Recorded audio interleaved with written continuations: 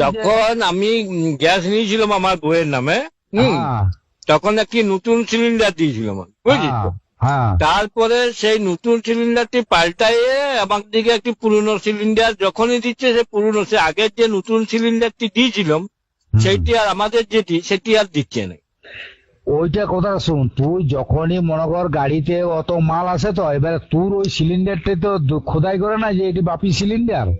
কেন ওই নতুন সিলিন্ডারটা তো আমি কিনে নিলাম, তো তখন আমার পয়সা নেই। কি হবে, তুই তো মাল দিতে হচ্ছে তোকে। তো মাল নিতে হচ্ছে তো কি হয়েছে? না, তোর ওইটি পাবি কোনো গ্যারান্টি আছে নাকি? এটা দোকানের কোনো জিনিস বটে কি যে তুই পাবি? ওইটা পাবি নাই। তোর তো সিলিন্ডার মনে কর গোডাউনে আসছে, আবার ইয়াতে আসছে। আমি আমার যে পুরনো মোটর সাইকেলটা ছিল, আমি তেল ভরতে গেলে আমাকে পাল্টায় অন্য মোটর সাইকেল দিয়ে দিবে। ওইটা আলাদা জিনিস, কিন্তু সিলিন্ডার আলাদা জিনিস। কেন? মনে কর আমার একটি টর্চ আছে, মনে কর আমার একটি টর্চ আছে, এবার টর্চটি আমি দোকানে গেলাম যে আমার দুটা ব্যাটারি পাল্টায় দাও, তুই কি আমাকে টর্চটা পাল্টায় অন্য ব্যাটারি দিয়ে অন্য টর্চ দিয়ে দিবে?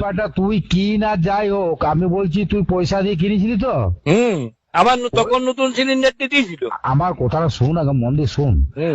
আমিও যখন দিয়েছিলাম অনেক সব নতুন সিলিন্ডার, কিন্তু যখনই এই সিলিন্ডারের গ্যাসের যে ব্যাপারটা, সেটা যখনই তুই সিলিন্ডার খালি দিবি তখন একটা তো ভর্তি দিতে হবে। হ্যাঁ, তো আমার ওই সিলিন্ডার